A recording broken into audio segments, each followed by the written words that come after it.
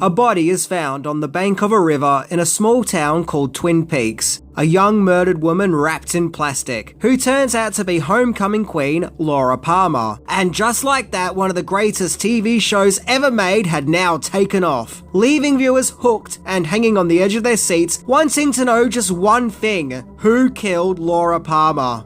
FBI agent Dale Cooper, played by Kyle MacLachlan, is assigned to solve the case, where not only do we discover that Laura Palmer didn't quite have as much of a quiet life as it seemed, but the whole town of Twin Peaks is strange, with eccentric residents, all of whom seem to have their own scandals, quirks, and skeletons in the closets. Originally broadcast from 1990 to 1991, Twin Peaks was created by David Lynch, where just like his other works, he gives us a surreal and haunting world where nothing is quite what it seems. Where a crime mystery soap opera descends into a tale of other dimensions, evil entities, and a mysterious evil known as Bob. And of course, cherry pies. Yeah, lots and lots of cherry pies. So today we're going to return to the surreal, humorous, and sometimes terrifying world of Twin Peaks by looking into 10 things that you didn't know about Twin Peaks.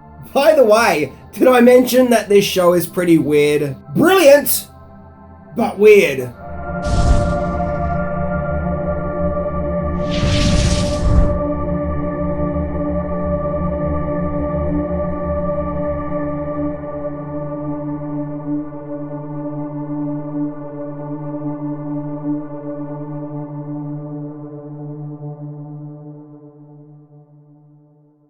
Number 10. Two failed movie productions led to the creation of Twin Peaks. Without a doubt, David Lynch is a very surreal and visual director, where over the years he's directed many thought-provoking and shocking masterpieces, which often lay bare the uncomfortable side of human nature, with the likes of Eraserhead, Elephant Man, Blue Velvet, and Wild at Heart. It was in the late 80s that Lynch was to direct a movie about Marilyn Monroe, called Venus Descending, where he teamed up with writer Mark Frost to also work on the movie. Frost previously wrote for TV, including shows like The $6 Million Man and Hill Street Blues. However, despite Lynch and Frost working on the script, Warner Brothers, who were producing the movie, scrapped the project. So Lynch and Frost then went to work on another movie, this time a comedy movie which was to star Steve Martin, which was to be called One Saliva Bubble. But the production on that movie collapsed too. So with all these movie productions collapsing around David Lynch, maybe it was time for him to shift to TV. Well, that would seem like a logical step, except... Number 9. David Lynch had no interest in TV. It was David Lynch's agent, Tony Krantz, who said to Lynch that he should try a television show. After all, why not, considering 2 movies that he had just been working on went kaput? But Lynch didn't want to work on TV, he wanted to make movies. Krantz further persuaded Lynch some more by taking him to a restaurant, and told Lynch that his show can be about America. Or at least America as Lynch views it. The America seen in Lynch's hit movie Blue Velvet, which explored strange and eccentric and even quirky oddball characters living in a community that seems idyllic, but one that has lots of dark secrets behind closed doors. So that's sort of what won Lynch over. An extension of his vision in Blue Velvet, only stretched across a TV series duration. And yeah, when you think about it, both Twin Peaks and Blue Velvet are very similar in tone. Number 8. Inspirations for Twin Peaks. So Lynch teamed back up with writer Mark Frost, who he previously worked with on the failed Marilyn Monroe and Steve Martin movies, to work on this new show about a strange American community behind closed doors. After drawing up ideas, they had some of the basic story. The body of a young woman being discovered by a river, of whom was a seemingly normal girl next door, but it would be revealed that she led a desperate double life, of which would be the cause of her murder. 2 things that particularly inspired the story of Twin Peaks was a 1957 drama film called Peyton Place, which was about a small community which seems like an otherwise normal community, but is one surrounded by murder, scandal, and tragedy. And the aspect of a young murdered girl, and the twists that followed, was based on a real unsolved murder that took place in Sand Lake, New York in 1908. And so this is how the mystery of who killed Laura Palmer and why came to be. Number 7. Original title. Despite Twin Peaks' infamous Washington settings, originally the show was set in North Dakota, and the show itself was called North Dakota. However, it was then decided that North Dakota didn't have enough mountains or forests, so it was then decided to change locations to Washington, where the show was called Northwest Passage. Yeah, look, I don't want to sound negative, but I really don't like the title Northwest Passage. I mean, can you imagine saying to your friends, "Hey, have you seen the latest episode of Northwest Passage?" The title Twin Peaks was wisely chosen thanks to the two mountains, which could be seen on location at Snoqualmie in Washington. Number 6. The pilot had an alternative ending in case the series didn't pick up.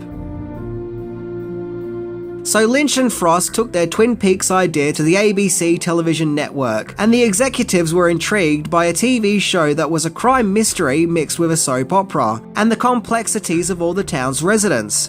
ABC commissioned a 2-hour pilot episode, where Lynch was given $4 million to film the Twin Peaks pilot. Part of the agreement with filming the pilot was that an alternative ending could be filmed, one that wraps everything up, so if the series wasn't picked up, the pilot could be sold off as a straight-to-video feature film in Europe. However, while Finch was filming the Twin Peaks pilot, there was a switchover with the executives at ABC, where Bob Iger and a new team of executives were now in charge. And Iger supposedly had some doubts over the show working, despite liking the plot. Iger asked the other executives what did they think, and they were against the show and just flat out thought that it wouldn't work. So Iger then basically asked people who weren't network executives what they thought of the show, and their reaction was very positive. So because of that, a further 7 episodes were picked up. But as Wikipedia puts it, the battle wasn't over yet, as Iger had to have another meeting with more executives who weren't happy with Twin Peaks. But thankfully, Iger persuaded them, and a complete season for Twin Peaks was happening. And it's probably because there was so much trepidation for Twin Peaks that the first season only consisted of 8 episodes, including the pilot. However, season 2 would go on to get a whopping 22 episodes. I guess by then there was a lot more confidence in the show. Number 5. Lynch was making a movie while making Twin Peaks.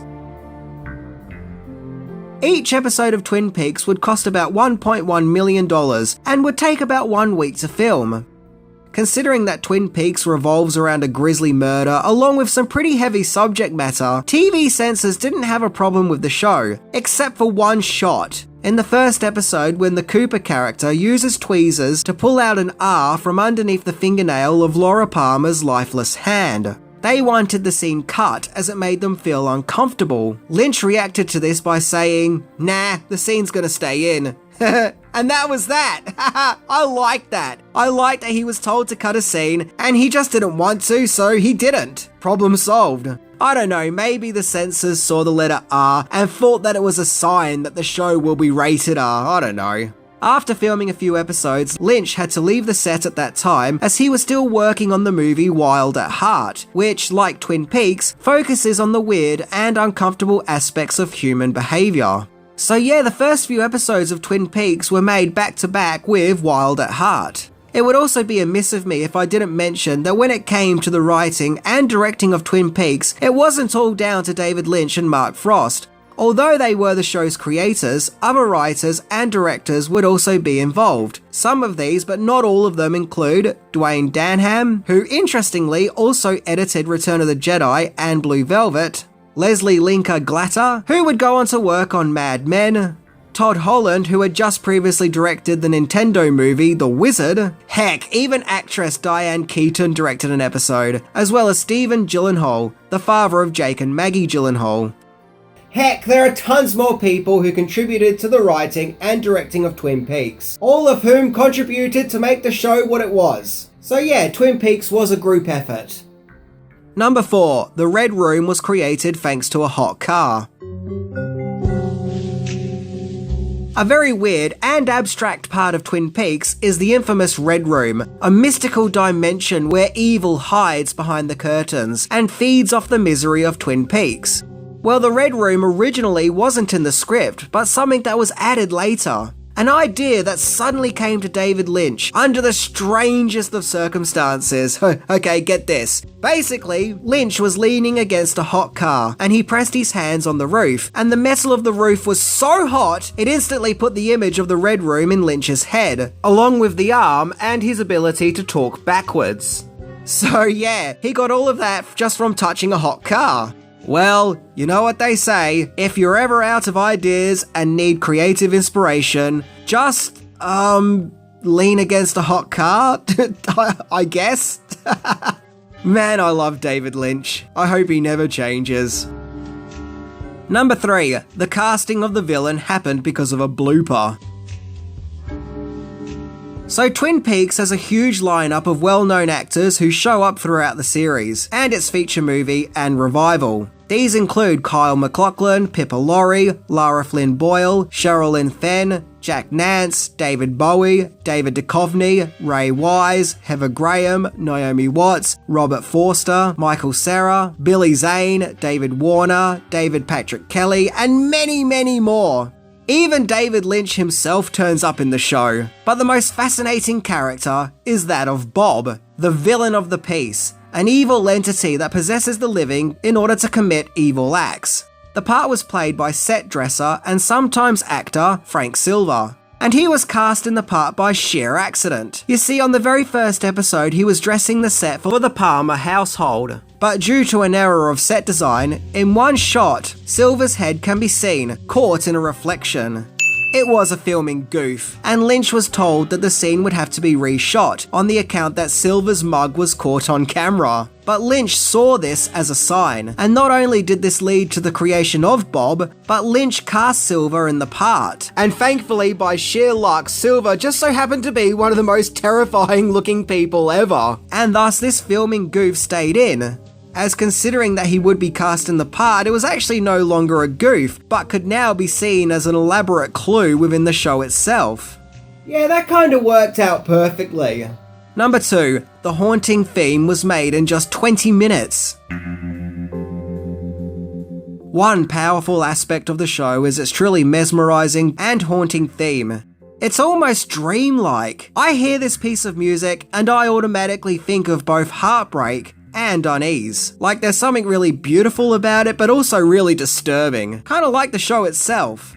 The theme was created by David Lynch and composer Angelo Badalamenti, whom had worked with Lynch before on Blue Velvet. And the melancholy tune was created in just 20 minutes. Yeah, just 20 minutes. And 33 years later, and the Twin Peaks theme is still considered one of the greatest TV themes of all time.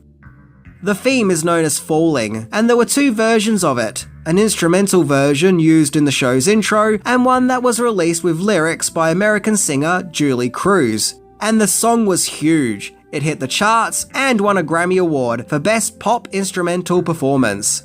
Now, according to Wikipedia, the song reached number 1 here in Australia. And I'm not surprised because I do have memories of that song just being everywhere. Particularly the music video was often shown on TV, and to be honest, it freaked the hell out of me, because the music video mixed shots of Cruz singing in red where it all looked heavenly, mixed in with some pretty grim images, like Laura Palmer's dead body. I don't think my young brain knew how to process these contrasts.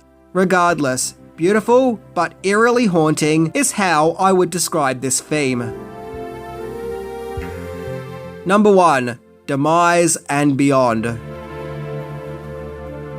So after the first season, viewers were hooked and couldn't wait to learn more of the strange secrets of Twin Peaks in Season 2. However, Season 2 may have bitten off more than it could chew, as during the broadcast of Season 2, there was a dramatic drop in views. So how did this happen? How did Twin Peaks go from compulsive viewing to viewers simply switching off and losing interest? Well, one thing that has been put down to this is the show's biggest mystery being revealed halfway through the second season. Viewers now had the answers that they were looking for, and they now knew who killed Laura Palmer, and thus they just didn't feel the need to come back. So maybe the show's reveal happened too damn early. Supposedly there was pressure from the network for the revelation to happen quite early in Season 2. To add to the frustration of those who were still watching, Season 2 ended with a cliffhanger, but the show was then cancelled due to the low ratings. In 1992, Lynch directed a Twin Peaks prequel movie called Twin Peaks Fire Walk With Me, but it was a complete box office bomb and it got very mixed reviews from critics. Even Quentin Tarantino gave his 2 cents on the issue by saying, quote, "After I saw Twin Peaks Fire Walk With Me at Cannes, David Lynch had disappeared so far up his own ass that I have no desire to see another David Lynch movie until I hear something different. And you know, I loved him. I loved him." Yeah, Tarantino isn't mad, he's just very disappointed.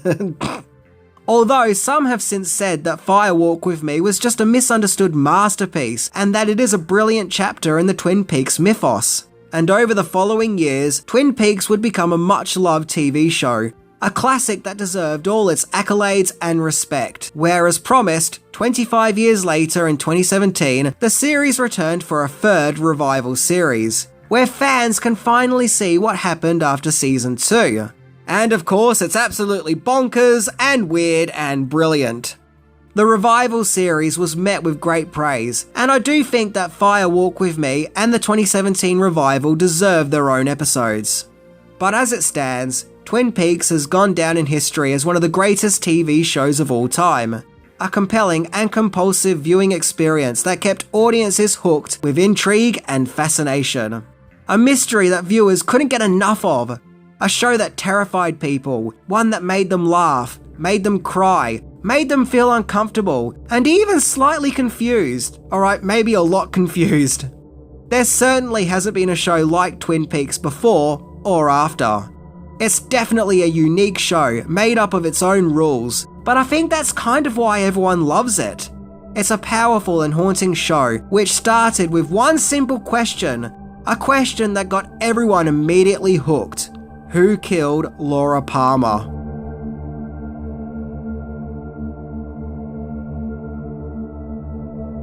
So I think that about sums up everything that I want to say about Twin Peaks. It's a staple of early 90s TV, simple as that. Anyway, I'm Minty, and remember,